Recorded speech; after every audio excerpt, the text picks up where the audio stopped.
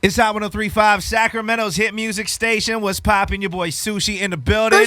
Yes, the Surf Fresh show is on your airwaves and the New at 9 boys. You know, I get through all of that. But it's a very special moment this time around because I get to dig back into my Sacramento roots again. Bless it. Because I got a homie in the building, but he's gone by so many names in the past couple of years that I'm going to need you to introduce yourself so I don't butcher any of them. Yes, indeed. Well, I'm just known as Rasar right now. That's all you need to know right now. Okay. Place to be. Yes, indeed. Okay. But for those of you that want to dig back and you want to make sure you're talking about the right person, formerly known as Random Abilities. Many people knew me as that. Yes, indeed. All right. So this is a very, very special one because this is one of your first times back to do something really big in Sacramento, and you're currently in Vegas? Yes.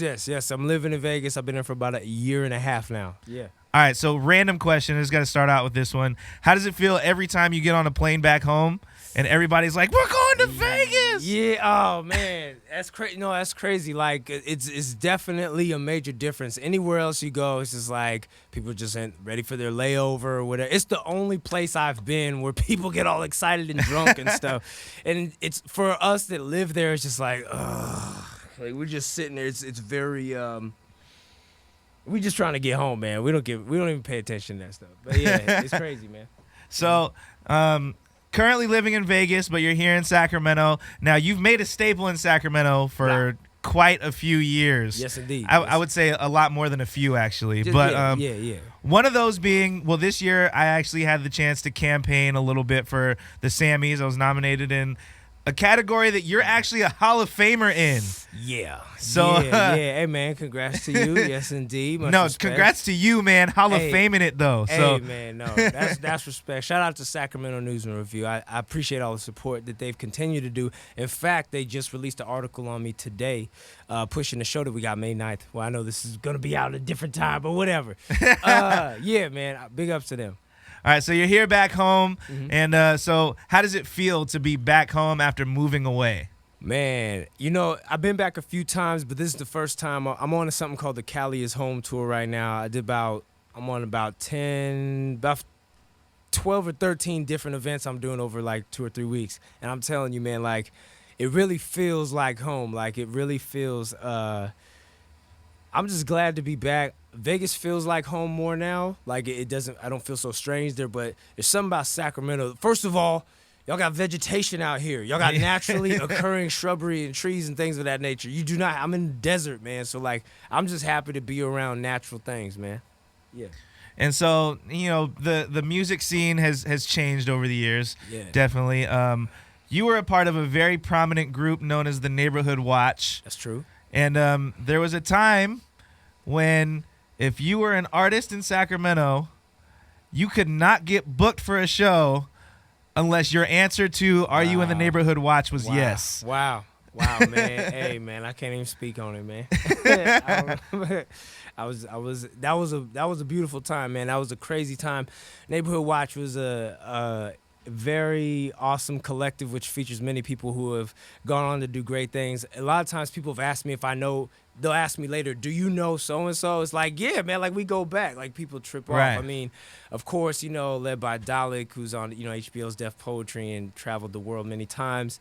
Myself as Random Abilities at the time, what people now know as DeLorean, you know, was, you know, Fifth Ave. Everybody knows him as Sean now, who actually started the Neighborhood Watch. We go on for, I mean, DJ Adamant, you know, DJ Oasis, State Cap, which features C+. A lot of people ask me if I know who C+ is. I'm like, yeah, man. Like, we done shows all over, you know, like, so, yeah, you know, Maintain, Lido Spitz, the High Life. That was an important thing to understand because we were known for all the MCs that we had. Right. But we had a band, and it was called the High Lifes, which featured Nikki High Life, OJ, a.k.a. Rufus Redbone, and yeah, man, Otis, man, we love you, man, and then my man Billy Lane, man. So we had a great. Wait.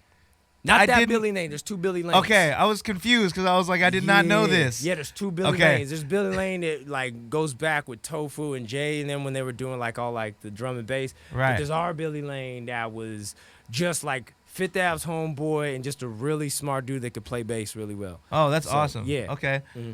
So there's a lot of history that goes into all of this Sacramento music, and a lot of history that involves a lot of the things that the whole Neighborhood Watch did, where there was a point where in Sacramento, not only could you not get booked unless you were part of Neighborhood Watch, you couldn't get booked if you were doing hip hop for a long time. Now that's something that's interesting. Yeah, man. That's an interesting thing. If you're gonna go back there, I remember there was this movement called Sac Hates Hip Hop, and it was this weird thing because I ended up on that album, but I didn't know it. Like, it was like I agreed to collaborate. It was with Wisdom and Monty Bush, I believe, were on the song, and I didn't know. I was like, oh, this is for the Sac Hates Hip Hop album, because I understood what they were getting at, and Bush has always been a controversial person. To really go back, Bush gave me a lot of game. I want to be very clear here. Like, one thing that I like about Sacramento is that there's been a lot of, at least in my generation, there's a lot of mentorship, which I think is what's missing sometimes, and why sometimes the scene is faltered at times, because we didn't have people passing the baton. But when I came in, Monty Bush put me up on so much game. Miss Mariana, Old Ghost, he's the dude that actually started TPR, which gives you Tribe of Levi, Century, God Bars, Brew Lee, all these people like that. It's not possible without people opening the doorways. But anyway, I didn't agree. I was getting on at Sac. Like, I didn't see it as a problem. Yeah. I didn't feel like Sac hated hip hop, but I was cool with the people that were saying that. So I was like, and I feel like, you embody what you talk about. So if you talk about hate all the time, you might bring that on you. So like, I felt like, I love hip hop. I love music. You know what I'm saying? And I love Sacramento. I love Sacramento. You know what I mean? So, but I understood that's how they felt, and it got a lot of attention. But really, I owe that movement some respect on a certain level, because I got interviewed by Josh Fernandez before he was an official writer for Sacramento News and Review. Okay. And I thought he was interviewing me for me, but he was talking about Sac Hates Hip Hop. But that's how I got into News and Review, was because they wanted me to chime in on Monty Bush's movement. So even if I didn't agree, I still got shine because of it. So right, big ups to them.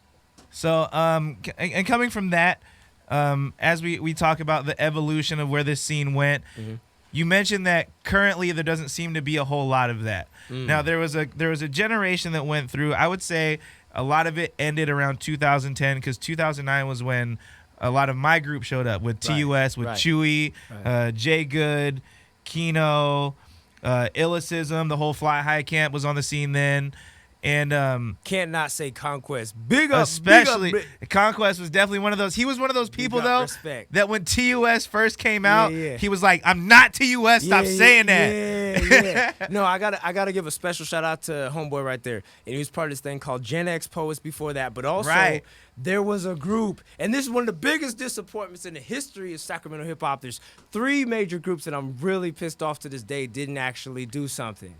There is the Foul Mouths, which is a Conquest crew. Yeah, and almost none of those cats rap anymore. But those cats were better than almost everybody in my eyes. Yeah, that was a crazy crew. Production-wise, their stage presence, their lyrical ability, their topics. That was AL, Conquest, and dude named Verse, who like he does other kind of music now, but he doesn't even rap. So there was the Foul Mouths.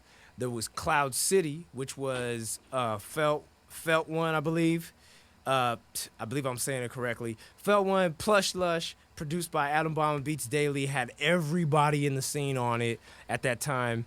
And then also Rogue Scholars, which was Plush Lush, and Fifth Ave, better known to y'all as Sean Lamar of DeLorean. Those are 3 groups I really wish had done something, and they ended too soon, but I was huge fans of them. But yeah, so there's a large scene of all kinds of artists. And yes, Foul Mouths is one of those groups. I remember that the way that we were introduced to them was we did this show that a Crump crew put on in Elk Grove, and me and Chewy got booked for this show. Yes, I'm not kidding. Hey, man, you better rise up, bro. It was a Crump show. Hey. I'm not even kidding. They had us at the DJ Special was the DJ at the event, who is now at 106 out in the Bay Area. Is she really? Yes, working with Big Von, interviewing all kinds of all the hip hop artists she's always been a fan of are now in her presence she on a daily. Me many times when she was at, I believe, San Francisco State University. Yes. So that's she was at a lot of these shows too. Yes. With these cats, because I used to put on Foul Mouths because I had a lot of respect for them, and I was getting on in Davis.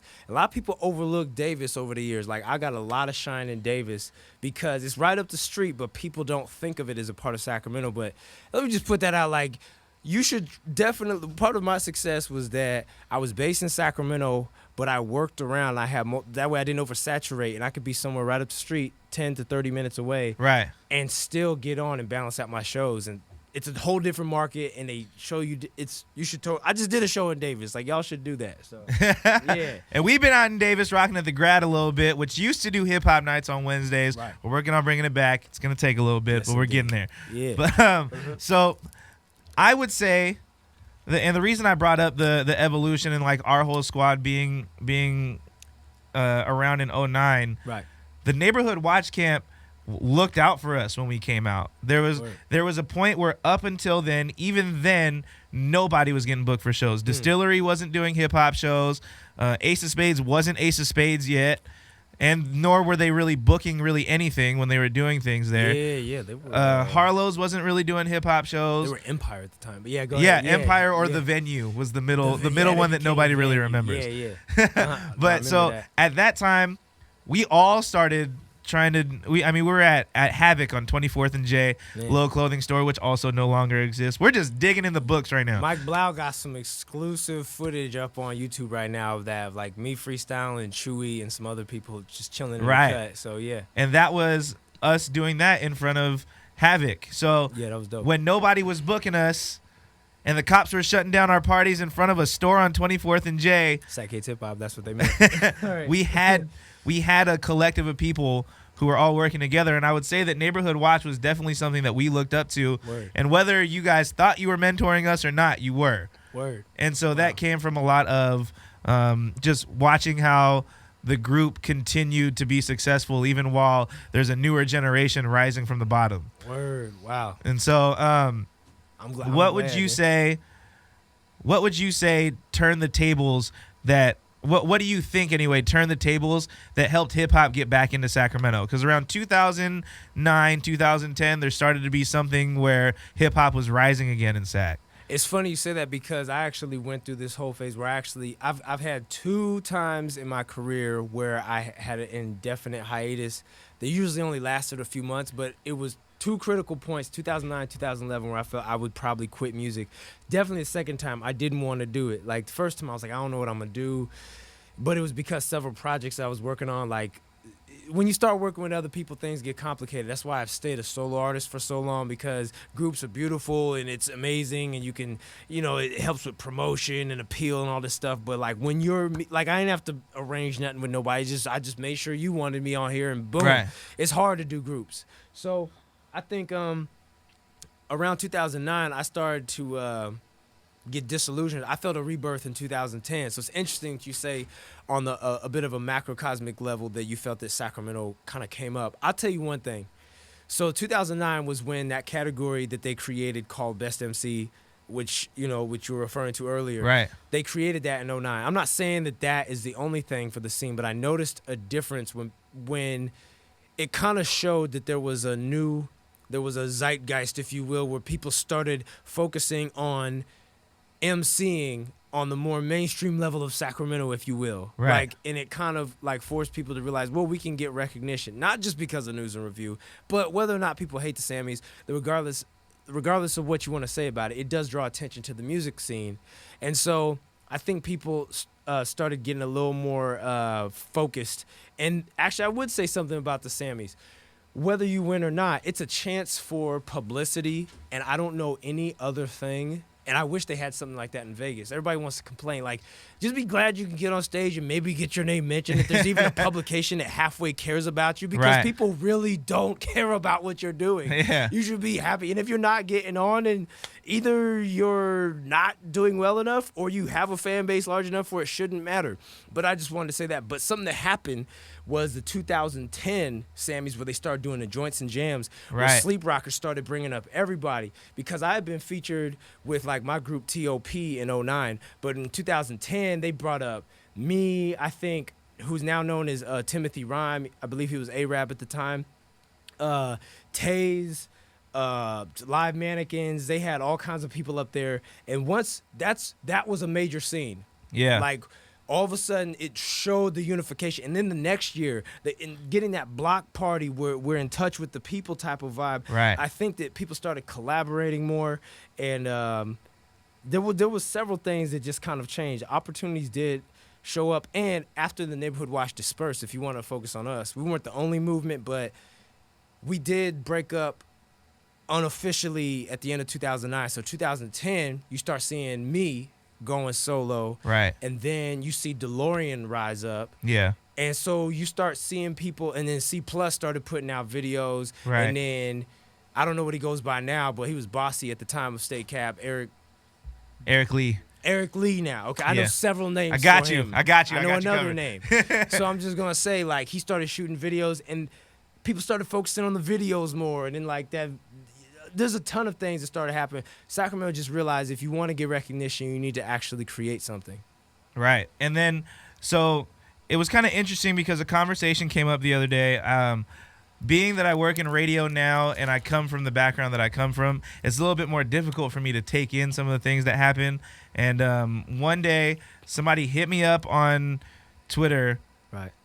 Kind of rude, actually, like, you ain't playing my record on the radio, and blah, blah, blah. Yeah. And so I kind of did a little subtweet situation where I tweeted out, like, you know, like, you tried to use me as a middleman to get to somebody else. You haven't even met me yet. So how are you using me as a middleman? And so I got a tweet from C Plus back that said he's thirsty. And I said, I think we need to hit the reset button and go back to 09. Okay. And he says, well, in 09, nobody was booking us. In 09, blah, blah, blah, and all this. And I said, exactly. So what were we working for in 09? And how accessible was it for other people?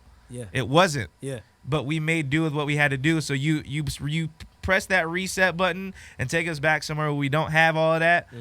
You take a second to let people work their way up again. Right. Exactly. And so, and I think that was one of the things that I always saw with you is that no matter what was happening in the scene, you had some kind of relevance going on. There was a project that would drop. You were working with this person. You were getting booked for shows that had nothing to do with hip hop. Exactly. So what advice do you have for the people who are in the scene now? But there's a lot of people who are out and they're not going to make a name for themselves because they're not trying to differentiate themselves. Correct. So what is your advice to the people who are working their way up now?